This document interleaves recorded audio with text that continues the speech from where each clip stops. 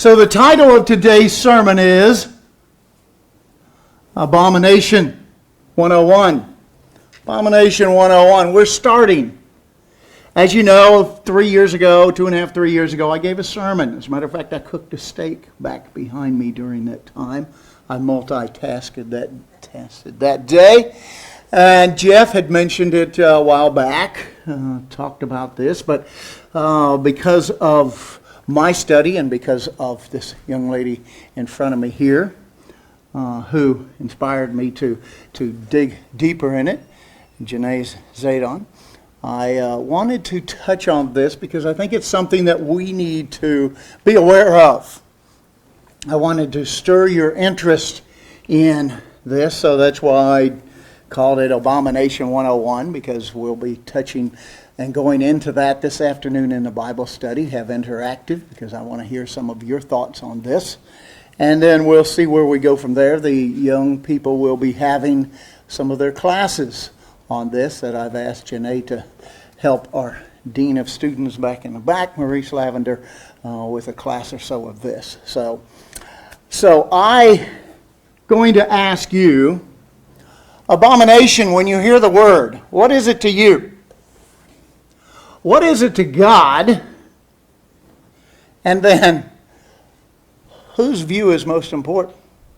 Our view or God's view? Well, I think most of you would say God's view, hopefully. But I want to look at two main points today. And that is, what is it? And maybe more important, where is it? Where is it? The first mention, and as you know in theology, I've mentioned this many times, it's the law of first mention in the Bible. That's just a theological term, which means the very first time something is mentioned in the Bible sets the tone for how the others uses after that are learned. It's kind of the beginning, the foundation of it, as you know from even the Sabbath day in Genesis 2, sets the tone for Exodus 20, verse 8 about the Sabbath, where he takes them back to that time. So I want to go, because I asked a few people even this week as I was going around the different places, where the very first place in the Bible was abomination mentioned. And most people didn't know it. And it helped me to see some of the things, because it might even surprise you. So if you will go with me to the very first place it is mentioned in the Bible is, of course, Genesis, but it's Genesis 43, verse 32. Genesis 43, verse 32. I will read that here from the New King James Version. And here we have the story of Joseph and his family's coming in. Jacob's bringing all of his crew in, 70 or so people. And we have, he's meeting the Pharaoh. So it says in verse 32, so they set him a place by himself and by themselves, and the Egyptians who ate with him by themselves, because the Egyptians could not eat food with the Hebrews, for it is an abomination to the Egyptians. Very first time. So I can't eat with you, because it's an abomination. Does that seem strange to you? The very first time. The Egyptians didn't like these people who were coming in. Were they racist? Is it something like that? Well, I don't have the slide up here, but I'd like to go to another verse. Matter of fact, it's only mentioned a couple of times in Genesis is the word, and this is another one. So I will read this for you. It's in Genesis 46, verse 34, if you're turning there. And this is where Jacob is talking to the Pharaoh. And the Pharaoh asks, what is your occupation? That you shall say, your servant's occupation has been with livestock from our youth, even till now, both we and also our fathers, that you may dwell in the land of Goshen, for every shepherd is an abomination to the Egyptians. Why? Have you ever considered that? Why would they be an abomination? Well, I read so many different commentaries on this because the Bible does not say. And the majority kind of point to that the Egyptians they dressed different. They dressed very loosely and very few clothes. They were clean shaven. The men would shave their heads. They didn't like hair, per se. And they also didn't like animals to be around them. That's why Goshen was an area far good distance away from where the Pharaoh lived, because they didn't like the flies. They didn't like heavy clothes. They just didn't like the way that Jacob and his crew lived. They didn't like anything about them. And then I read another commentary that actually said that one of the reasons was that they looked after sheep and looked after cows, and that the Israelites would kill a cow and eat it, and kill a sheep and eat it. But two of the main gods of the plethora of gods in Egypt, one was the cow and the other was a ram. And so they found it repulsive, is what this one commentary says. They found it repulsive that they would eat this, and they would raise them instead of worship them. So two totally different wavelengths there. I wanted to give you that little bit of information because I found this scripture to be, wow, an abomination. We'll go a little deeper into that, but you might say, well, I despise that. But an abomination, that sounds like a strong word. It is to me. What about you? It's something that brings out emotion, that would stir me up to use that. So there's stuff I despise. All of you do too. If you were to write it down, it might be interesting to read your list. We might even dive into that a little bit in a Bible study after services. But I want to give you, if I were to have a list, I just wrote 4 down. To me, what I despise. Or I might even say, here's 4 of my abominations. Okay? Does anybody want to hear my abominations? Okay. Because we're going to cover God's after mine, because his really matter. And your abomination list may be different than mine. So the very first thing I might mention as abomination, which I despise, is Brussels sprouts. Brussels sprouts. I don't like them.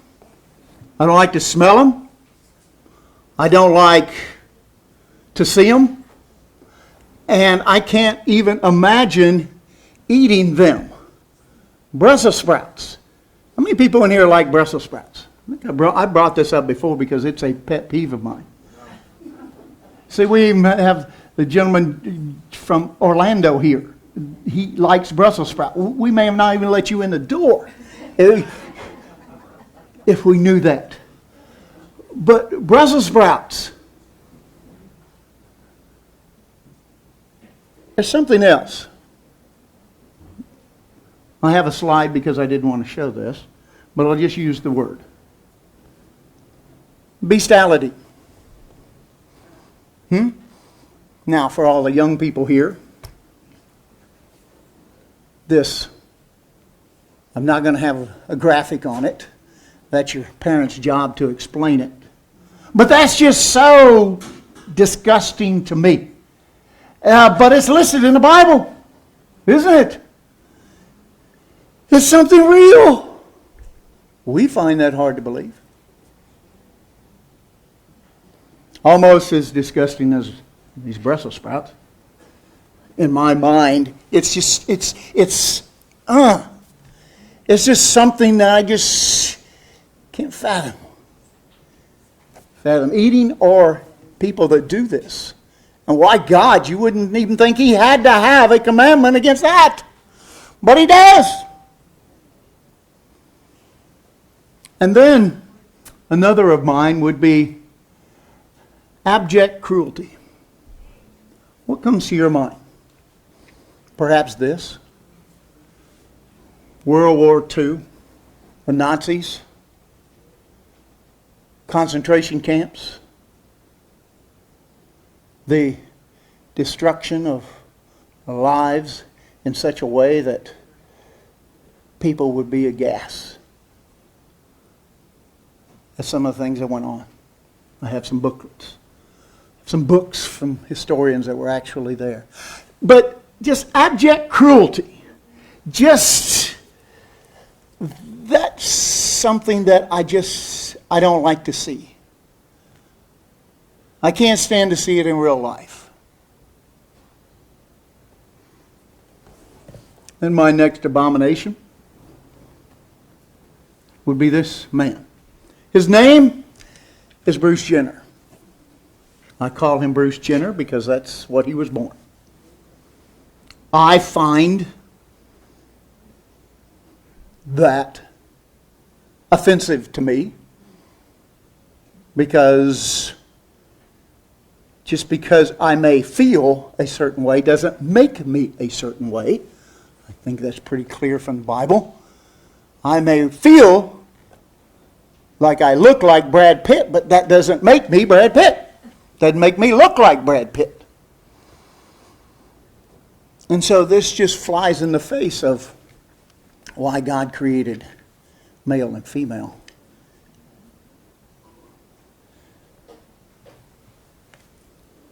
One of the most defining scriptures in the entire Bible when it comes to abomination. It's found in Proverbs. Like you turn there if your Bibles with me. Proverbs chapter 6. Read from the New King James Version. Proverbs chapter 6. Verse 16 through 19. But let's look at 16. It says, these 6 things the Lord, what's the word? Hates. And then he corrects himself. Yes, not 6, but 7. 7 are an abomination to whom? God. God. Now, my list, not that important. Because that's my opinion, my thoughts. Because we've got people in here tonight that's liable to eat Brussels sprouts. Nobody brought them for the potluck, did they? Good. Thank you very much. Thank you. I settled my case, so. But here, that's my thought, and you have your thought. But what's important is God's thoughts. What He hates, what are abominations to Him. So let's look at it. It's verse 17. A proud look. A proud look. You've seen people who look proud. Maybe you've done it in the past.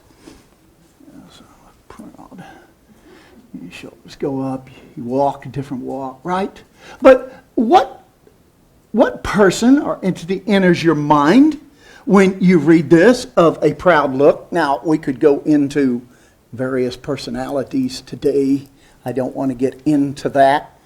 We could probably do it all with politicians, but I'm not going to, because it's on both sides of the aisle. But that's not my purpose. But a proud look, if we go back to Isaiah 14 or Ezekiel 28, we find out who was the original proud entity. Satan. Lucifer was proud of the way he looked. So when we carry that through, are we following in His footsteps? Does God want us to look that way and be hated by Him? Because it says He hates it. He hates it. I never want to be called an abomination. Pretty strong word. But a proud look, and then a lying tongue. A lying tongue. We've all known liars. We've been around liars. We're going to continue to be around liars. because that's just the way the world is. But God hates it. He says He hates it. I can't leave politicians out of that. Because how many politicians, they run ever since I've been a kid. I remember handing out bumper stickers when I was 8 or 9 years old. Some guy gave me a quarter, which worked cheap back then, to go around and hand people these bumper stickers. Well, he did get elected, but I didn't keep up with him. But ever since I was a young kid, I remember politicians making promises, and most of them were never kept. By either side, three sides, they just don't, they didn't mind. They were just lying. And God hates it. And then hands that shed innocent blood. Third one. What do you think of? How about an abortion doctor? That clicks in my mind. You may have another thought. They say, but abortion, if there were no doctors that would perform them, we wouldn't have any, would we? Another one, verse 18. A heart that devises wicked plans. You ever had a boss or a coworker? Maybe they did that. Hopefully you never had a family member devised wicked plans. That means you had to think about it. Now, I don't know whether many of you, because I'll show my age here, there was a TV show way back that started on Sunday nights, and then it moved to Friday nights, where I hardly ever watched it. But when it first came on, I was interested in it, started watching it, and there was a character on there that all he did was devise wicked plans. Every week you'd see him. And I just looked it up this past week on the internet just to see some of the old, just to see if I could remember that far back. And yes, he's still as wicked on YouTube as he was on TV back in the 70s. The name, J.R. Ewing. J.R. Ewing for the old show Dallas, if you ever saw that. Just wickedness going on in his mind all the time. And you'd say, that's a TV show. There are people like that. And you may know them. You may work with them. Let's go on down. Feet that are swift in running to evil. These are things God hates, and they're abominations to Him. And now, what would go through your mind? I think about this when I hear the news or I watch the news. Mostly I read the news off my phone. I don't sit around and watch the news much anymore. It's too depressing. I want to breathe every day. Feel good. But I think, and you hear all the time about criminals who are out for the 7th time. Or they're arrested for the 5th time for the same crime. They just do it over and over and over again. Repeat. Serve time. Get out. Repeat. We all make mistakes. But these are ones that never learn from their mistakes. And they continue to do this. And God hates it. It's an abomination to Him, it says. Verse 19. A false witness who speaks lies. Perjury.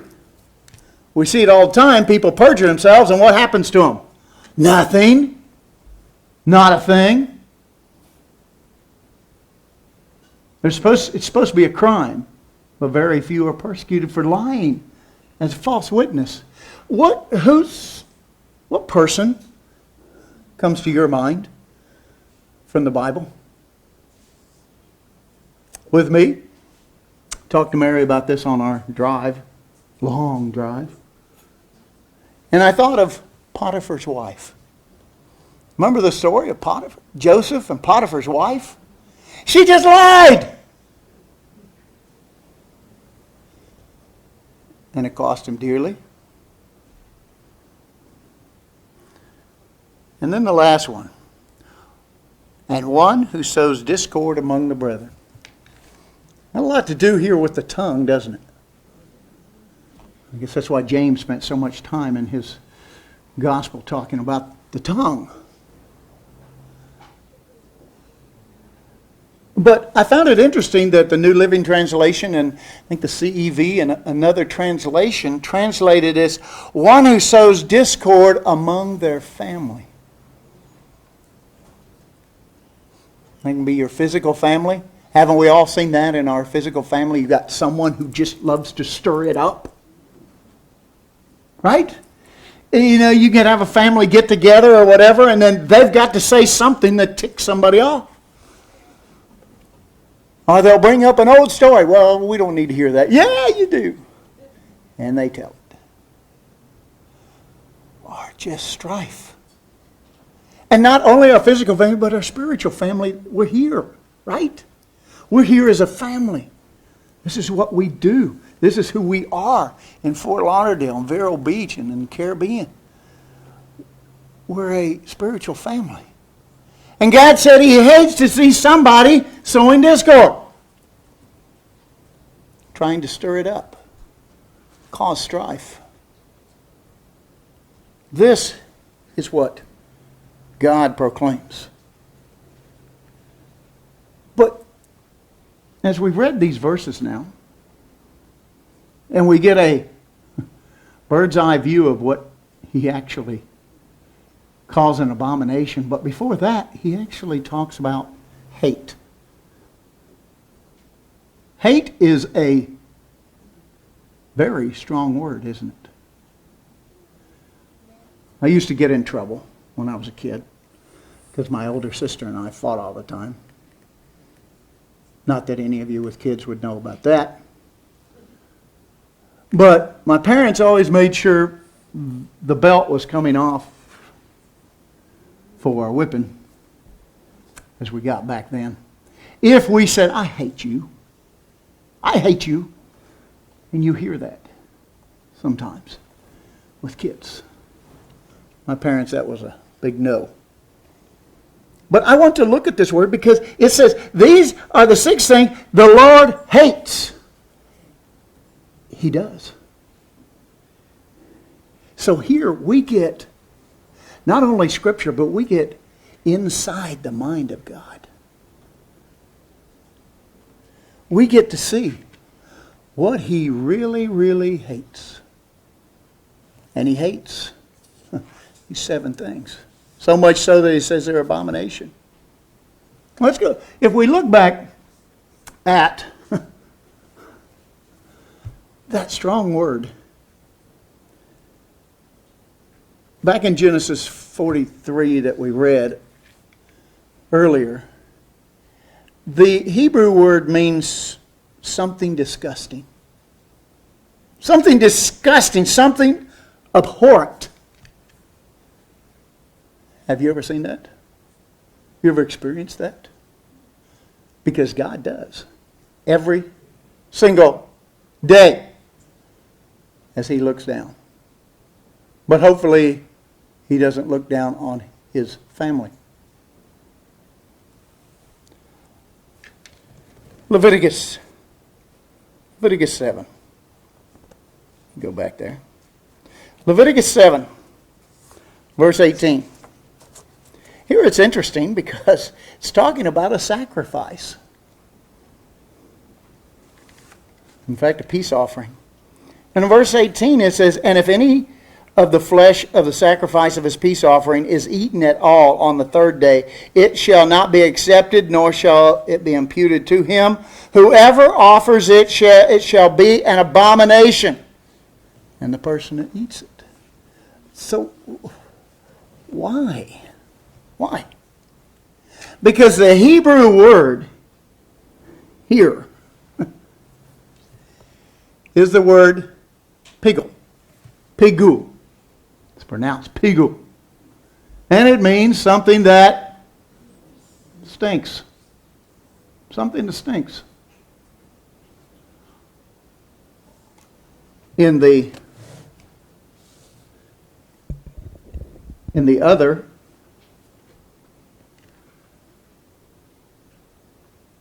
translations, they've used many words for this pigu, like loathsome, filthy, and it also means disgusting. As you can go back to Daniel 12 and see that. But it stinks to God. Now in the New Testament, there's only one word used. It's translated from Greek, English, and it means to detest, to abhor something. That's the word for abomination. But let's go there in Luke. Luke's chapter 16. Luke chapter 16. I'll set the stage for this because in verse 13, Christ is preaching this incredible message. And then he talks about no servant can serve two masters. Either he will hate the one, love the other, or else he will be loyal to the one, despise the other. You cannot serve God and mammon. Some newer translations said money, but it wasn't all money back then. It was mammon. So that was what he was teaching. And then you find verse 14. Now the Pharisees, who were lovers of money or mammon, also heard all these things, and they derided him. And he said to them, you are those who justify yourselves before men, but God knows your, what's the word? Hearts. Can't hide that. For what is highly esteemed among men is an abomination in the sight of God. That changes a lot, doesn't it? So what man thinks is really, really important, really, I can't get enough of it. Christ is pointing the difference between the human mind and the godly mind. Which makes us think, So what he's saying here is, this is what matters. Not what I think matters about what stinks, what's disgusting, what's loathsome, what's an abomination. What I think doesn't really matter. But what should matter to us if we're trying to follow God is what he thinks. Because we're trying to get his mind in ours. That's the hardest part. And he doesn't care what the world thinks. Look at this world, brethren. Look at this world around us. This nation makes you wonder about one of the things where he's talking about lying. How he hates lying, and you look at perjury and all these things that he talks about in Proverbs 6. And it makes you wonder if you pull out a coin and it says, in God we trust. You think it's a lie? You think he considers this nation an abomination because they throw that up in front of everybody? It's something that we should be thinking about. Came through Birmingham, Alabama yesterday. And, no, day before. I think what day it was. Had to pick something up for Haiti. And there is a writer. He's a lecturer. He's Christian, I guess you could say, philosopher. His name is Bill Fortenberry. Bill Fortenberry. And I think he put it as well as anybody. Puts it as well as I ever could. So I think they have it back there. I'll See if they can bring that up. But I'll read it here. He says the English word abomination refers to a thing that is revolting, repugnant, disgusting. An abomination is something that you back away from with horror or dread. It is something so revolting that it can cause you to vomit. Vomit.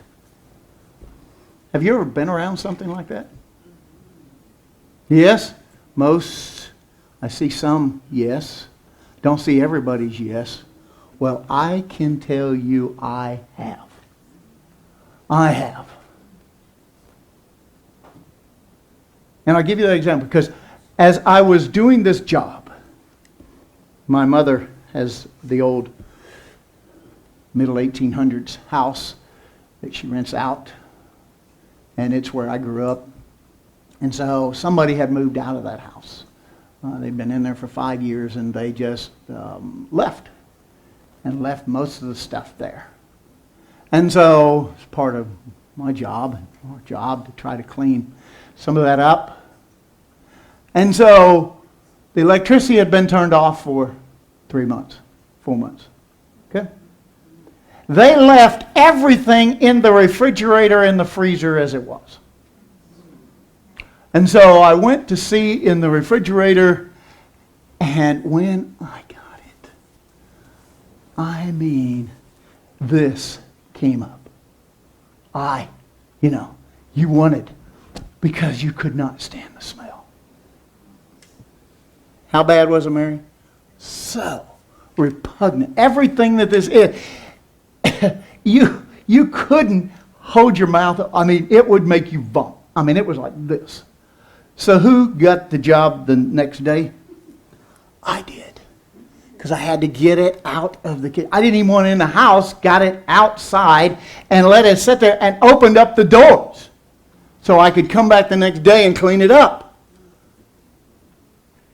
When I got there the next day, you could smell it from 30, 40 feet away. And so I didn't carry one mask, I carried two. And then I had to put these on. I didn't want to touch anything. I mean, it was so disgusting.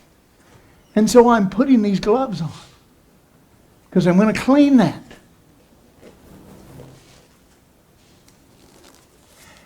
And even touching it made me, because there I pulled out eggs that had been there, milk that had soured, chicken that had been there for 4 months in the heat, and fish. The guy had caught fish and filleted them and put them in the freezer, and now they were there. It was so bad that I actually put 2 of these on because I could still smell it, thinking, how am I going to get this thing clean? And then when I touch it, it's like, I was afraid it was going to leak through these gloves, and I was throwing stuff in bags out, and but the smell was just so, it made you want to vomit. And the one thing about it was that, sometimes they say, because of all the things we've gone through with masks, that, don't touch the mask. Not a chance. Because this smelled like what I was pulling out. This was so disgusting.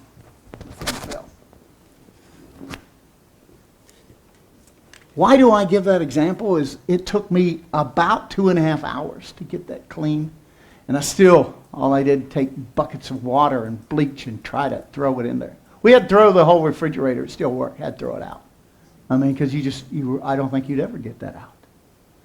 So this so hit me that, at one time I thought, can I keep I wanted to throw up because it was just like, And then it hit me. That's my sermon. Now I understand what's so disgusting. Is the way I felt and the way I looked at that is the same way God looks at these abominations. It makes him sick. Can we become like that? To where sin becomes so disgusting we look at it? I looked up the word abomination, and thesaurus.com used different words to describe this. I wondered how it's viewed today, because that's not a word you hear that much. You biblical people use it and know it. But you don't hear abomination very much. But the words he gave was evil. Do we look at it as evil? Should we? Anathema. Atrocity. But I found one word that really stood out. Horror. Horror. Do we look at some of these things? A lying tongue, sowing discord among the brethren and family, feet that run to evil. Do we look at them as a horror? And then how many of these things to God that we are around all the time, that we look at, that we pass through, that we live through, are abominations? 175 times plus the word abomination is used in Scripture. 175 times. We're going to go a little deeper in that in the Bible study today. But I want to look at a couple other verses that are very strong. If you'll go with me to Proverbs 8. Proverbs 28. Proverbs 28 and verse 9. This, you talk about horror, this is a scary verse for all of us, or should be. Proverbs 28 and verse 9. One who turns away his ear from hearing the law, even his, what's your book say? Prayer. Even your prayer is an abomination to him. Oh, he loves everybody. Well, wait a minute. Yes, the law's been done away with. So I can do what I want, and I can still pray to God. Is that what it says?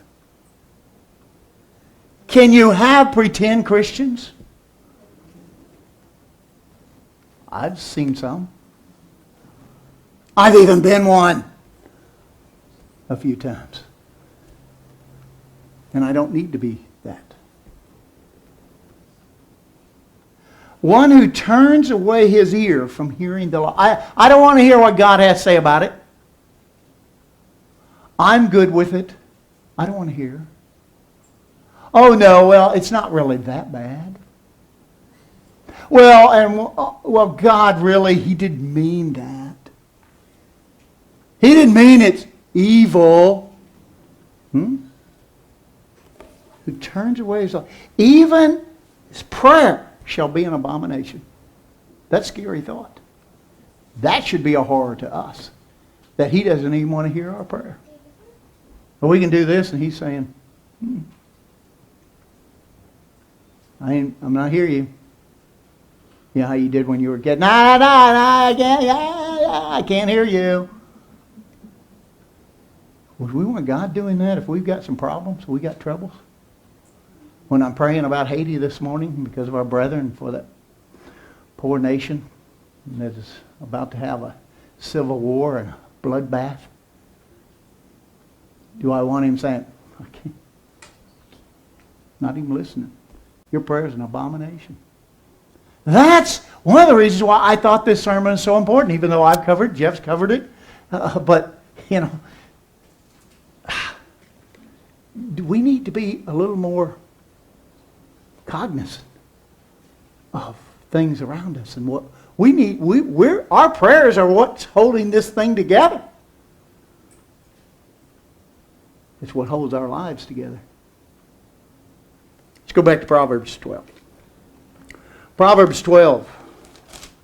Proverbs 12 and verse 22. Interesting here. Lying lips. Here he goes again. He can't get these lying lips out of his mind. Lying lips are an abomination to the Lord, but those who deal truthfully are His delight. You want to be an abomination or you want to be a delight? Tell the truth, even when it hurts, because it does sometimes, doesn't it? I know people say, well, I didn't want to hurt their feelings, so I told them this. I told them a little white lie. Really? A white lie is not a lie. A lie is a lie is a lie. And God hates them all. And that's hard for us because we're so human, right? And we want to find a way around something.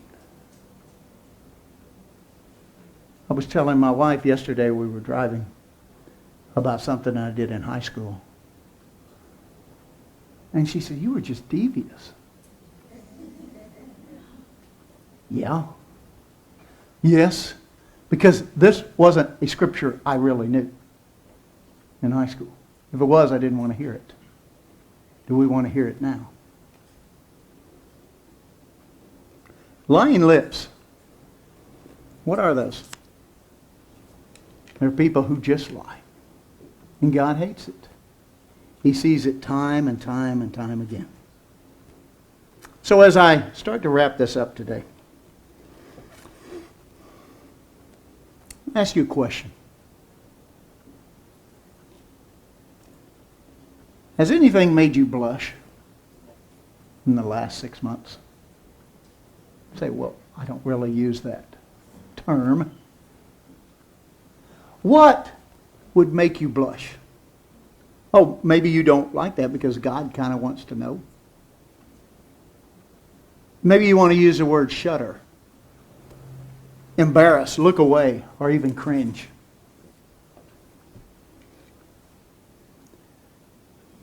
This country has changed.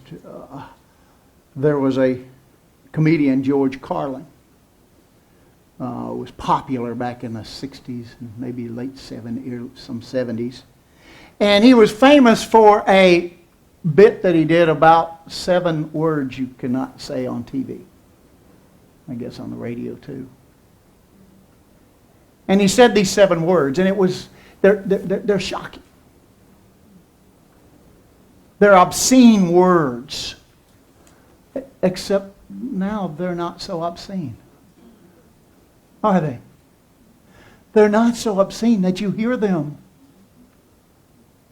You hear them on the radio, you hear them on TV. And you know, there's 7 disgusting words, but you know what one of them is not? GD. GD isn't one of those words. Should it be? One nation under God? But it's gone so far now that GD, but now the other words, as I was looking at those words, because I couldn't remember what those words, because I don't use those words, but I looked them up. I'm like, I can hear them on TV, radio now, so many of them. Where are we? You know, 2,500 years ago, God asked His followers a question. What makes you blush? What makes you blush? What makes you turn around? Turn away from something. Go, oh, I just don't want to hear that. Well, let's go back and look. Let's go to Jeremiah. Just a couple of scriptures here before I end today. Jeremiah chapter 8. Jeremiah chapter 8, verse 8. As he's talking to the nation of Israel then, and he says, how can you say we are wise? And the law of the Lord is with us. Look, the false pen of the scribes certainly works falsehood. The wise men are ashamed. They are dismayed and taken. Behold, they have rejected the word of the Lord. So what wisdom do they have? Therefore I will give their wives to others, and their fields to those who will inherit them, because from the least even to the greatest, everyone is given to covetousness. From the prophet even to the priest, everyone deals falsely, for they have healed the hurt of the daughter of my people slightly, saying, peace, peace, when there is no peace. Were they ashamed when they had committed abominations? No, they were not ashamed at all, nor did they know how to blush. You remember? Remember the times when things you were innocent enough that things made you blush? Now they don't. You say, well, I've grown up.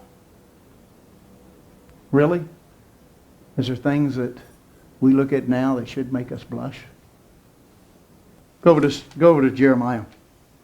Or ashamed to see. Jeremiah 6. Let's go over there. Jeremiah 6 and verse 15. Were they ashamed when they had committed abominations? No, they were not ashamed at all. He's saying it again. They were not at all ashamed, nor did they know how to blush. Didn't know how to blush. Seen it all. Seen it all. I remember we were in Hawaii one time. And walking along this beach, it was not many people were there. Beautiful, away from everything. On vacation, and then all of a sudden, here comes this man and woman walking up through the rocks. And they were naked, both of them. Didn't think anything about it. Came walking right towards us. You know, we just kind of looked down. I mean, they had no shame. They were like we were the odd ones probably because we were, what? We didn't want to see them.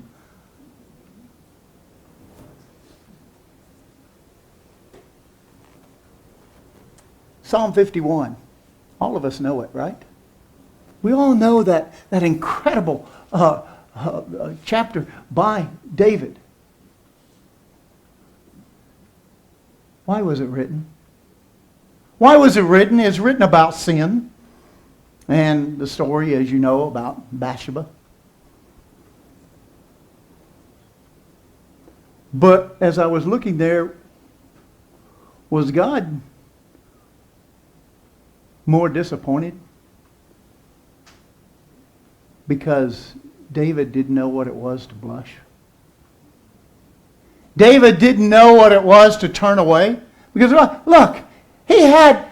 Go read the story. He had 7 other wives and at least 16 concubines. And he's standing on top of a roof looking at another man's wife. And he didn't blush, did he?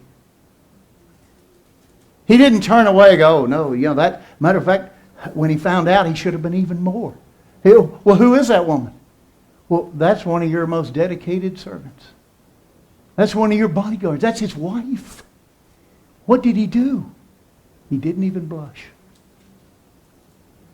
Go get her. Bring her to me. And I mean, even think about it. He didn't think that much, obviously, about killing the woman's husband, did he? He wasn't ashamed of it. He didn't even blush there.